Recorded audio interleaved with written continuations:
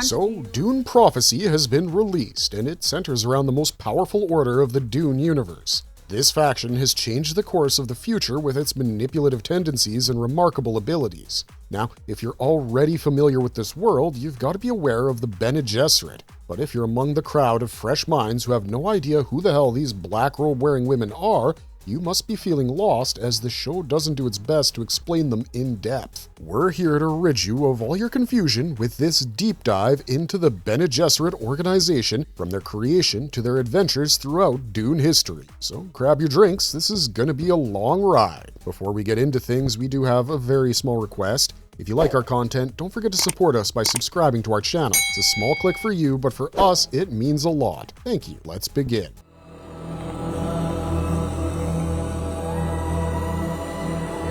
Origins of the Bene Gesserit. The legendary science fiction author Frank Herbert created this intricate world of Dune that's set in the distant future, where humans have expanded to interstellar societies. This Bene Gesserit faction of witches was introduced in his creation, but their past was not as deeply talked about. Frank Herbert's son, Brian Herbert, later elaborated more on the lore by writing the prequels to his father's stories with Kevin J. Anderson, adding more depth to the creations using his father's notes. Although highly debated among the fans, these prequels reveal more about the history of the Bene Gesserit Sisterhood. So basically, the Bene Gesserit is an organization consisting of mostly all women. Although to the outer world they're seen as a religious order, these women are much more than that. They're spies, scientists, nuns, and most importantly, theologians who use their knowledge and experiments on genes, their political reach, and their religious influence to fulfill their own secret mission.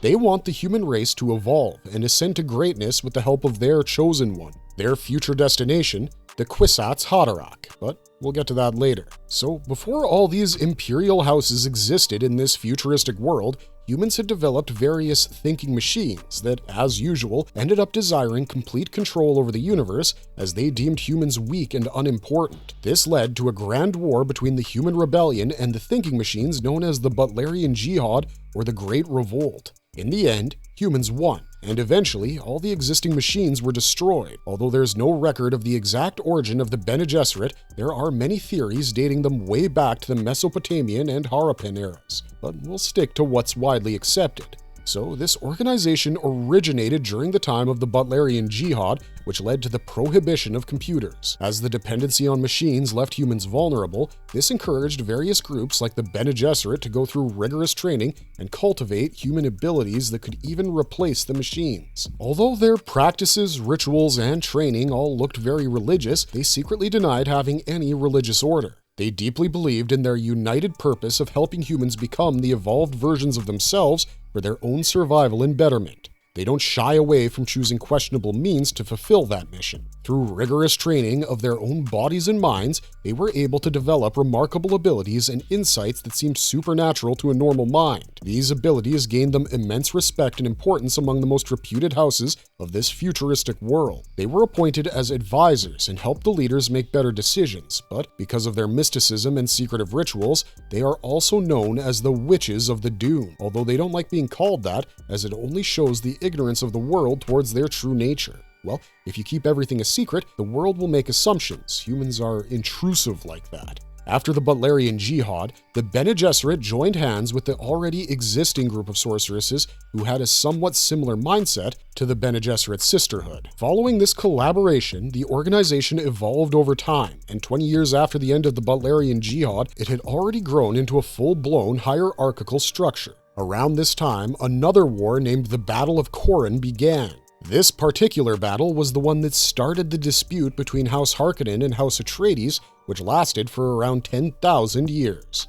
Emperor Carino has reviewed House Rachese's proposal and finds the terms to be acceptable. The rise to power. Political and religious engineering. Unlike the Dune films, where the Bene Gesserit has already become a prominent part of the political chain, in the beginning, they started by working behind the curtains for thousands of years, patiently and meticulously climbing their way upwards as their plan was for a far bigger picture in the future. They spread their invisible claws in the depths of imperial politics through various means like the breeding program, their recruitment of agents in the courts and houses, and their advisory services. They also began training the noble females and were called to mediate disputes and even oversee negotiations. By becoming almost a necessity to the Great House, they eventually built their significance in the political structure of the Imperium. Other than these achievements, as their side hustle, they became the secret partners of CHOAM, Combine Honet Ober Advancer Mercantiles, which controlled all the commercial aspects of the Dune world. Everyone in the Imperium knew that they had an ulterior motive for their roles in the Imperium,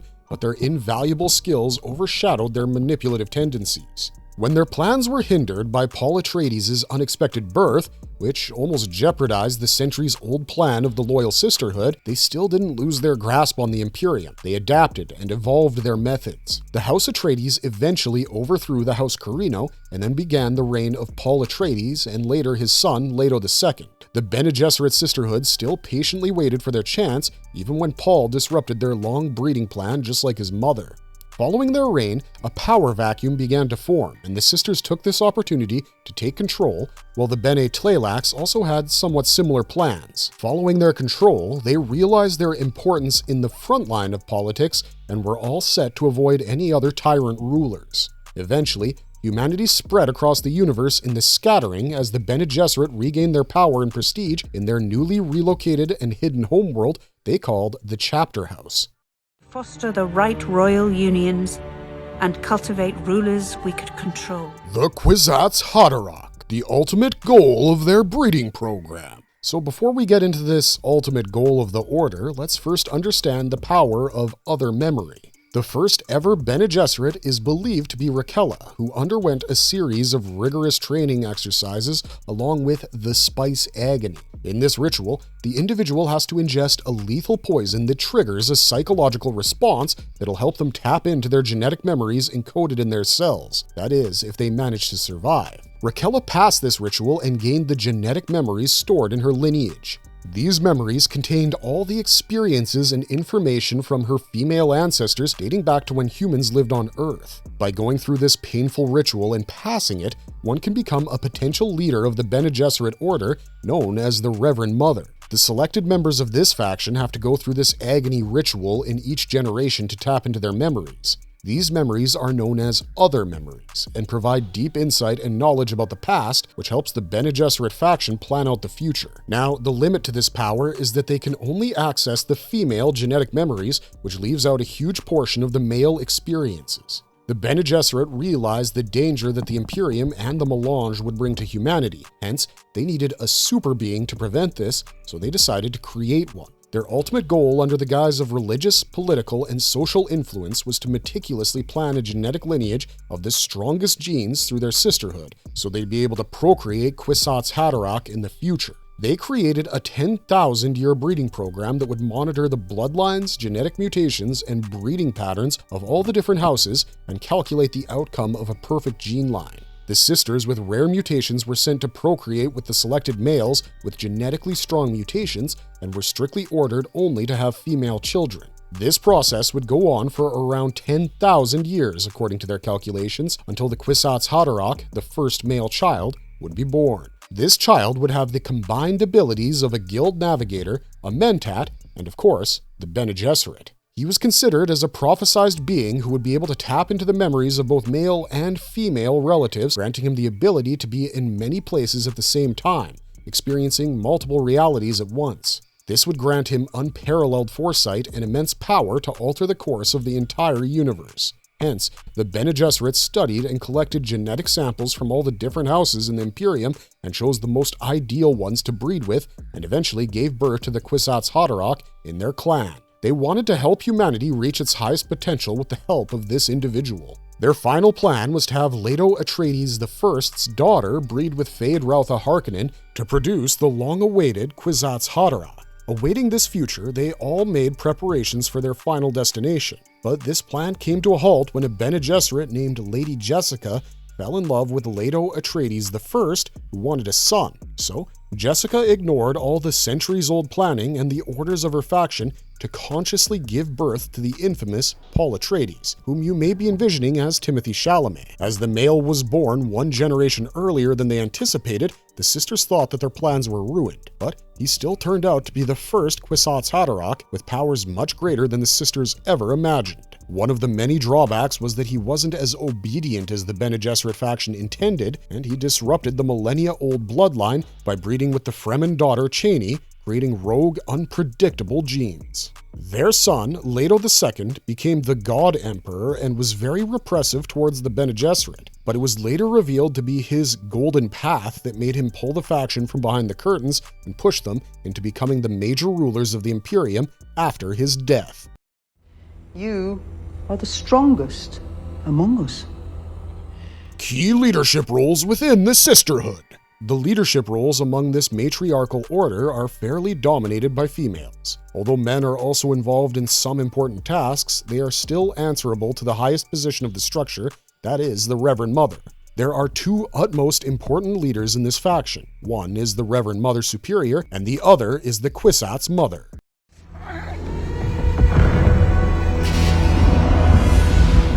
Reverend Mother Superior, or Mother Superior. This title is reserved for the most senior Reverend Mother in the entire organization. They hold authority on all decisions, albeit subject to vote, and are seen as the supreme commanders of the organization. They have the responsibility to cater to the diversities of all the factions in the organization while ensuring that they're all working as a whole towards their predetermined direction. The Reverend Mothers do not have prescience, which is the ability to look into the past, future, and present, but they do have the ability to tap into the thousands of years of lived experience through the other memories that they have acquired by undergoing harsh rituals. When the sisters are done with years of mental, physical, and emotional training in the Bene Gesserit schools, some of them are selected as possible Reverend Mothers after qualifying for the various tests and rituals. They are given the chance to attempt to become a Reverend Mother, where they have to take part in a deadly ritual that is known as the Spice Agony. In this ritual, they ingest the Water of Life, which is a blue bile liquid extracted from a drowning sandworm.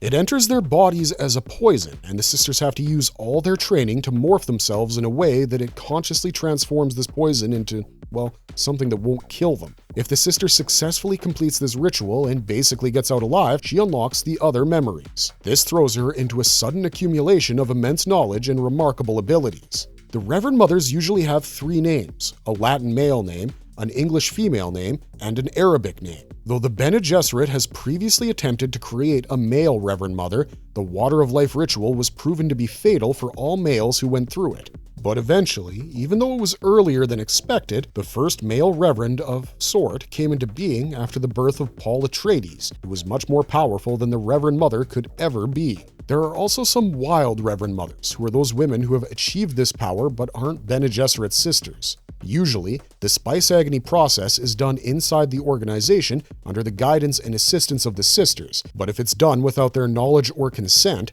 the qualified woman is known as the Wild Reverend Mother. The grand example of this is Lady Jessica, who underwent this ritual all alone in Arrakis and, without the Bene Gesserit sisters, became one of the infamous Wild Reverend Mothers. Other groups, like the Fremen, also had their Reverend Mother, who went through the Spice Agony ritual. Although they were able to gain access to the other memory, they were still not as powerful as the Bene Gesserit due to their lack of the Bene Gesserit training that develops other useful abilities. A prominent example of a wild Reverend Mother was Rebecca, who was among the Jews that were located in Gamu. She had the additional remarkable ability to share the sacred other memory with the other Reverend Mothers by touching their foreheads. Although the Reverend Mothers are highly powerful and deeply respected, they still deal with the fear of abominations. A sister can be considered an abomination if she's not able to fight the ego memories. After passing the Spice Agony ritual, the sisters don't just download their past memories, they could also unwillingly end up downloading some ego memories of the ancients into their consciousness. If the sister's personality isn't strong enough to deal with these memories, these can entirely dominate them and their actions. These abominations are considered a danger to everyone, and it's advised to kill them on sight. The biggest example in the series of an abomination is Alia Atreides, who was only a fetus when her mother went through Spice Agony and became the Reverend Mother. As the ego memories entered her body, Alia, at her most vulnerable form of human inside a womb, wasn't able to fight off the dynamic personalities that came inside her tiny body. She eventually gave up to the personality of Vladimir Harkonnen. Other people, like Leto II and his twin sister Ganima, also had similar situations and were considered an abomination. But in their case, they were able to control these ego memories. They allowed the memories of Duke Leto and Lady Jessica to interact with each other, hence their abomination status remained temporary. Kwisatz Mother. These are the Reverend Mothers who are entirely responsible for the Kwisatz Haderach breeding program. They are the sole directors in charge of this program, and they have the strongest bond with the other voices and have access to the whole of other memory. Through this ability, they are able to analyze the best possible outcome of their genetic manipulation and lead accordingly.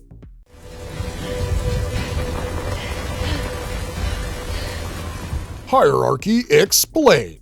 From acolytes to Reverend Mothers. Although the Bene Gesserit are very secretive about their order, some sort of hierarchy can still be drawn from the books. This hierarchy is based on the training, roles, powers, capabilities, superiority, and responsibilities that the individual or group possesses in the organization. The topmost position, as we already discussed, is that of the Reverend Mother Superior, who has ultimate control over the entire organization. All the subordinates are unquestionably loyal and answerable to the Reverend Mother Superior. Before the Reverend Mother Superior dies, she selects her successor from among the subordinate Reverend Mothers and transfers her memories and personality to her. Then comes the position of Kwisatz Mother, who's the leader of the most important genetic breeding program. After Kwisatz Mother are all the subordinate Reverend Mothers who have been selected through rigorous rituals. These are the most intelligent and insightful beings who have climbed near the top of the ladder through their training. They play many diverse roles within the faction and the Imperium, like diplomats, intelligence gatherers, advisors, historians, teachers, geneticists, and more. They're given a prominent role in the faction and are basically next in line to become a Reverend Mother Superior. Next in the hierarchy are the Proctor Superiors, who are in charge of different chapter houses. They're usually assigned the duties of managing the dormitories where the training acolytes reside. They oversee the functioning of these houses and make sure that the discipline is maintained among pupils. Next come the Truthsayers, who have the remarkable ability to detect truth using the power known as Truth Sense. Many factions saw this power as the most valuable in gaining political prestige. Because of this, the Truthsayers are very often given a prominent position in the Imperium, and they represent the Emperor's best interest. Other than being trained to acquire this skill, some individuals were even born with it. The most prominent example is Paul Atreides, who was identified as having such power by Reverend Mother Gaius Helen Mohiam. Second to last in rank are the Sisters. Sister is the rank given to the acolytes once they successfully finish their training in the Bene Gesserit schools. They are employed as potential wives and concubines to the genetically strong men,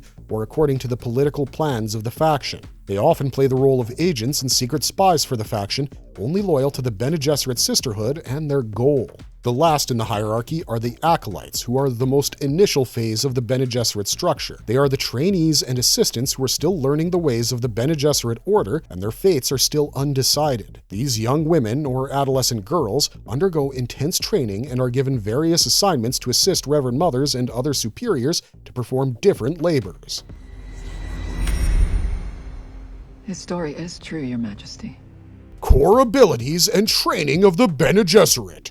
To recruit members to their sisterhood, the Bene Gesserit began the Great School, which was exclusively for women. After years of training and conditioning, these women came out as reputed sisters of the organization who had various qualities, most of which were kept a secret. These schools trained the acolytes to elevate their physical and mental capabilities to their maximum levels. By going through this training program and emerging as a successful sister, they became one of the most powerful beings in the entire universe. The basic philosophy of the Bene Gesserit schools involved the mantra of knowing and controlling thyself. They believed that if one can control herself, she can control the entire universe. They followed the quote, "My mind controls my reality," and all the practices are based on this philosophy. The training period lasts for around 10 years, and the school makes them far more evolved in the aspects of psychological, emotional, and psychomotor domains than any other human. This training also gives them the ability to control others, but not for any selfish motive.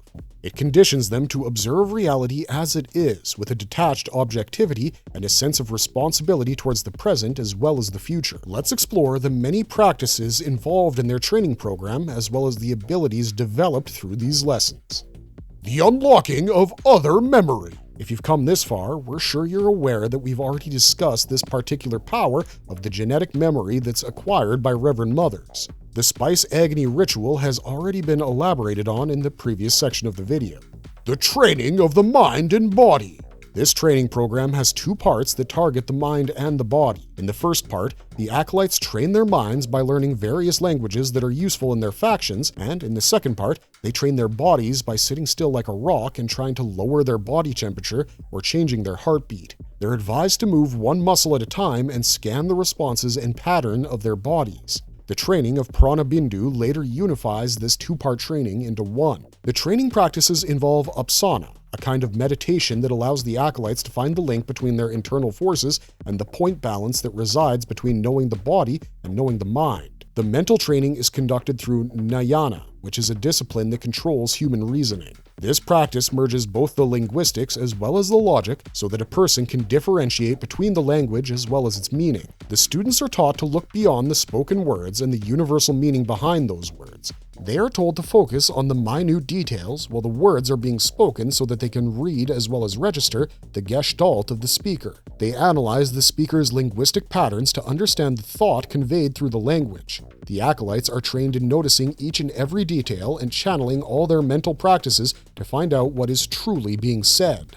This kind of training takes a long time, but when the acolyte reaches the higher levels of the Sisterhood, they're able to perform these observations in split seconds. They are able to control their own physical, emotional, and mental conditions to put them on hold so that they can recognize the speaker's undertones, overtones, and all the other aspects of speech. The sisters developed this training method to replace the thinking machines by evolving themselves into better beings that are above logic and computation. These practices remove the egoistic bias and make the Bene Gesserit objectively detached.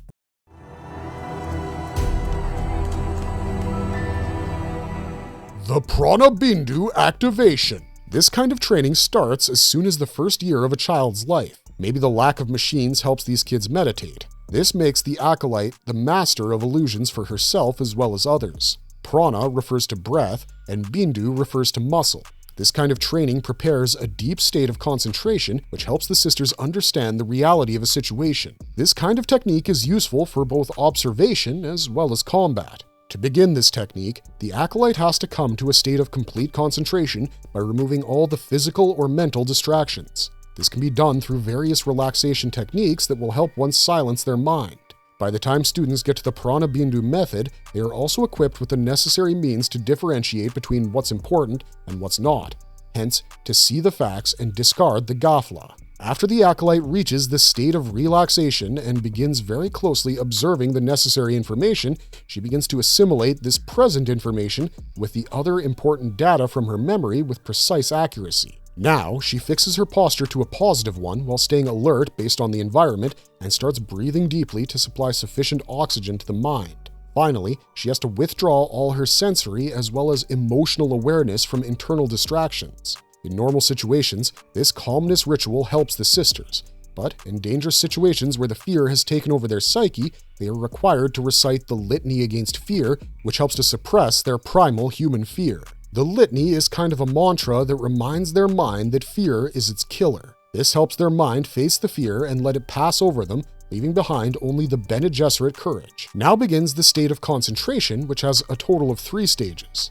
At first, the sister holds her attention only to the past and present details of the data related to the topic. Secondly, she enters the contemplation stage, where her attention is steady on the topic. And finally, in the 3rd stage, the sister doesn't focus on either herself or the technique she's using. Now, she not only observes it, she becomes the topic. In this final moment, the sister completely understands the topic as well as she understands herself. The knowledge gained and the retention of that knowledge by this technique entirely depends on the observer's expertise and capability. She should be able to completely detach herself from every single fiber of her body and its demands to be able to objectively synthesize the information afterwards. This also helps her separate the real from the unreal.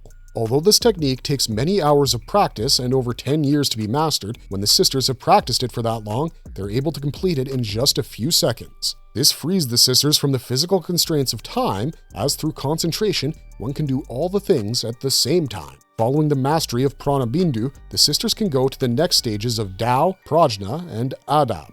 Tao is known as the dormancy trance, where the sister can slow down any or all of her physiological activities to a state that is near death. hence the name dormancy. This allows the sisters to entirely control their breathing, heart rate, blood flow, thirst, hunger, and more. They can heal wounds, slow the aging process, control metabolism, and even neutralize the effect of the deadliest poisons. Hence, this technique is helpful in going through the spice agony ritual. Prajna trance, on the other hand, is the special ability to see. The sisters become great observers, not only noticing human behavior, but also the slightest change to the environment that a normal human wouldn't be able to detect. This foresight is usually increased by the use of melange, or the spice, which is a psychedelic drug. It also helps them find out the weaknesses and true motives of other humans and use it to manipulate them. This kind of heightened sense of observation helps the Bene Gesserit sisters become remarkable truth-sayers. They're able to recognize if the person is telling the truth or hiding something through the vibration and tone of their voice, their pulse, and their heart rate. They can sense uneasiness, guilt, or even fear in the person in question with this ability. We saw it in the film when Lady Jessica observes Dr. Yui and detects his anxiousness about betraying Duke Leto Atreides. These kinds of abilities are largely respected in the courts, hence the sisters are given prominent roles on the Emperor's team. Lastly, Adab, which is also known as demanding memory. This is a higher stage of Prana Bindu, where the sisters are able to recollect various memory data from the external resources or situations instead of their own consciousness. This stores data in the subconscious as well as assimilating it with the old one. Such strong memory transfer can often overwhelm the subject sister's consciousness. Mastery of this training helps the sisters to gain complete control over their bodies, which helps them survive in the harshest of conditions. Just imagine, you'll never feel too hot or too cold as you can control your temperature. The slowing down of the heart rate and breathing can also help them feign death in extreme situations. They can control their hunger or thirst and even self-exit, commit suicide, at their own will by shutting down their hearts or brains. Although they can stop aging, they can't use this power to avoid suspicion from others. Being already considered witches, it would be too controversial. Control of internal organs and chemicals. By mastering the previous techniques, the Bene Gesserit become capable of controlling every single nerve and muscle in their body, along with its chemistry. This becomes more significant for them when they're able to control their menstrual cycles, as well as the gender of the child in their womb. Another cool ability is that when they eat, they can break down every single ingredient of the food, as well as its chemical composition. The power of simulflow.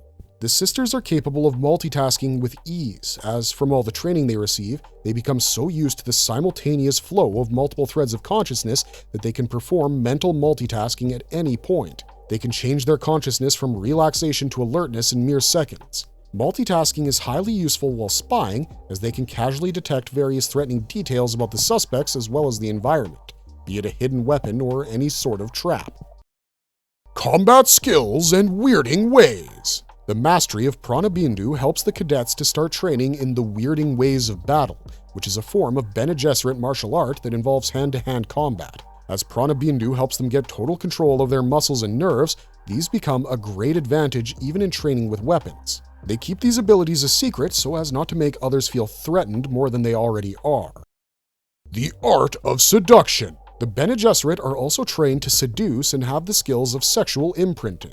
Those who are trained the most are called the imprinters, and they target the men who are useful for the Sisterhood in their political, social, and most importantly, genetic breeding plan. Once these males are seduced, they become permanently imprinted and become favorable towards these women.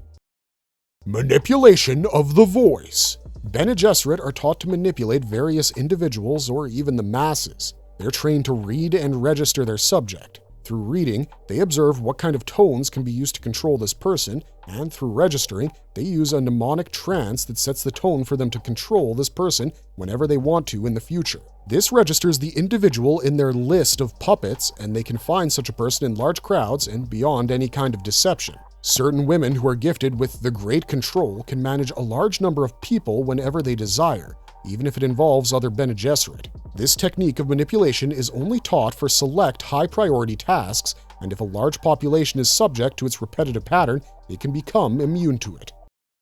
The Missionaria Protectiva.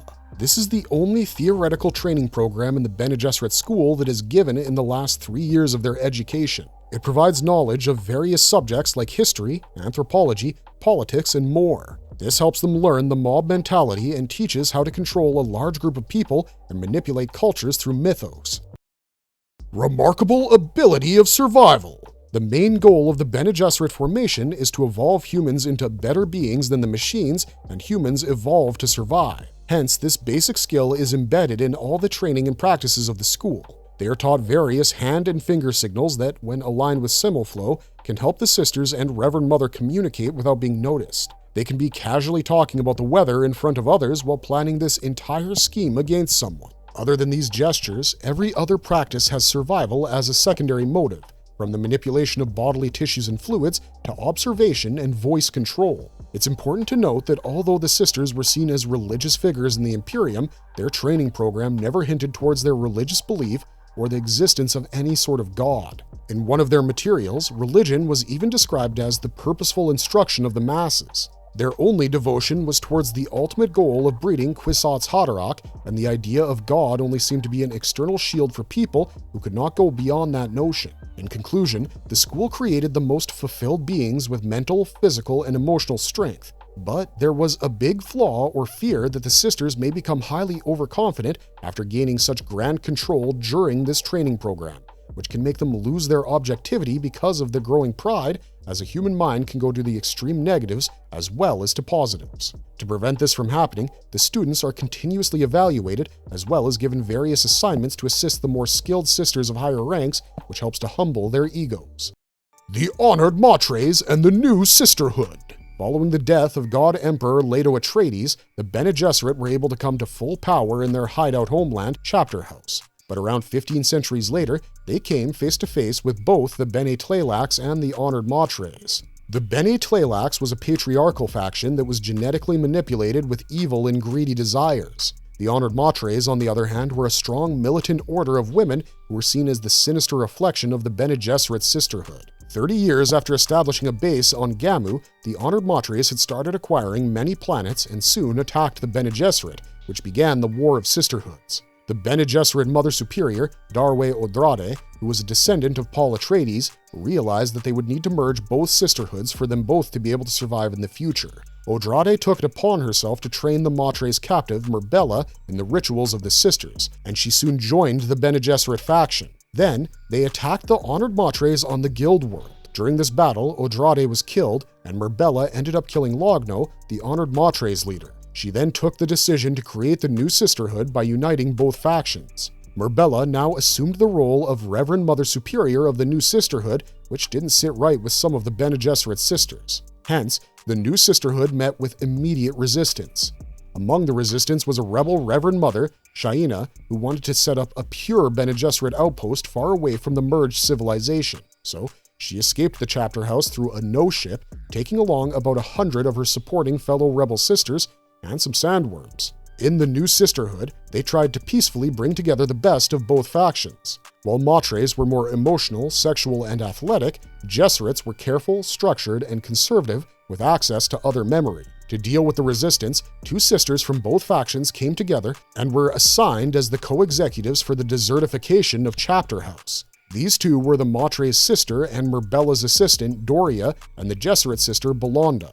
They reported on the formation of the spice cycle and the worms on the planet. The cooperating team of sisters from both sides became a great example and testament to all. It gave them hope of peace in the unity. Combining the strategic quickness of the Gesserits and the fierce athletics of the MREs, a new paramilitary unit named Valkyries was formed. This force became an elite combat force for the new sisterhood, containing both the minds and the bodies of the most well-trained soldiers. To further unify both factions, Merbella replaced the skin-tight leotard that was more seductive with the simple black clothing accompanied by the Gesserit robe for all members of the new sisterhood. She even deployed her own daughter, Janus Idaho, as Bashar of the Humankind Starship Forces, a military rank similar to Colonel. All her efforts eventually helped the new sisterhood emerge as a powerful organization. Now, there were some Honored MREs who were against the new sisterhood merging.